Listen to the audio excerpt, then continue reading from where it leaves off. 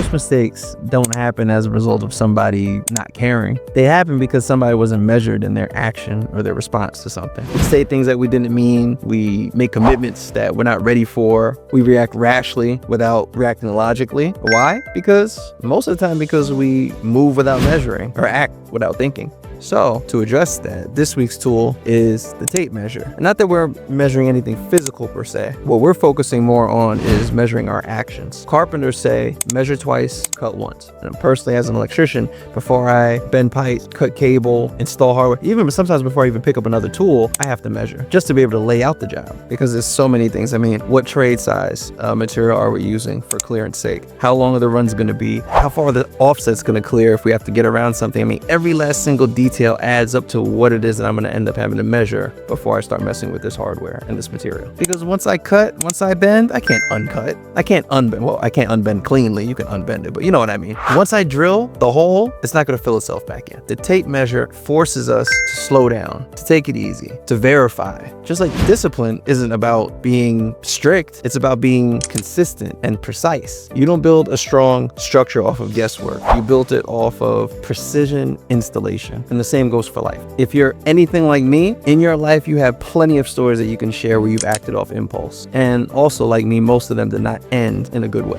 Said or did something in a fight that we couldn't take back. We spent money that we wish we didn't. We quit something that we should have stuck with, or we held on to something way too long. And all those things happen not because we're bad people, it's just because we're people. To err is human, right? And as humans, it's very easy to be ruled by your emotions if you don't have a process in place to be able to deal with them. Additionally, it's very difficult to make our actions align with our principles when we're compromised, when we're not grounded. As a parent nowadays, I find myself measuring their reactions to my kids' reactions. If you've got young ones, 5 and younger, then you already know what I'm talking about. The emotional swings come quick, fast. They come for everything from a strong breeze to something actually, real, at least real to us adults. They can be tired. They can be hungry. They can be overstimulated. They can be anything, but they're not old enough to regulate their emotions. So it falls on us to take the brunt of that. I know I'm not speaking for myself, that a lot of us millennials were probably shut down when we were trying to do that to our baby boomer, Gen X parents, whatever it might be. But now we're trying to be better, right? We're trying to allow space for emotion. We want to let them feel what they want to feel and share what they want to share. But we also have to establish boundaries so that they just don't,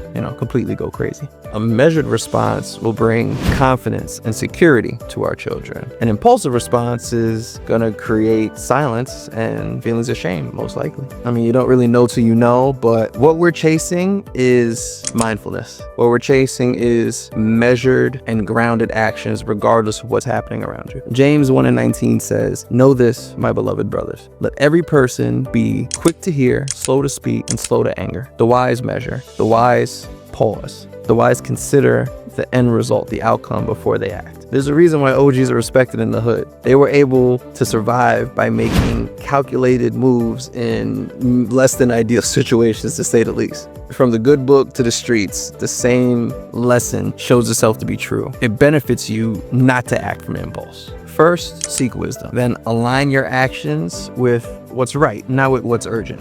That is how you give yourself the best shot at winning.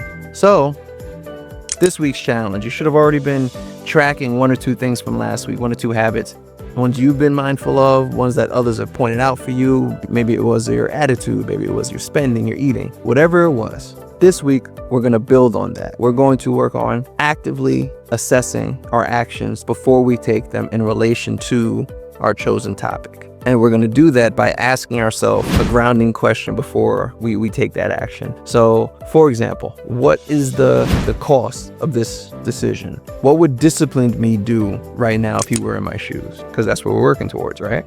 Each time that QuickTime event is triggered, ask yourself the question, right? Check your cheat sheet. Then do your best to make a measured choice. The key to all of this is to build these habits up so that whenever you're faced with this adversity, this type of adversity in the future, you'll default to your habits, your training, what we're working on now, so that we can make better decisions moving forward. So this is week 5 of the 12-week Toolbox Talks. I think we're all starting to get sharper myself personally. I know I've been keeping myself honest going through this process with you guys. Discipline starts with precision. Precision starts with measuring. I know I'm using the tape. My question is, are you? If you want the full 12-week guide, links in the bio. Download the PDF. It'll give you a whole bunch of tips and tricks how to implement. I hope that you like, share, and follow for more tools that are going to help build you up to the best version of yourself. Remember, guys, measure twice and cut once. Let's build together. Peace.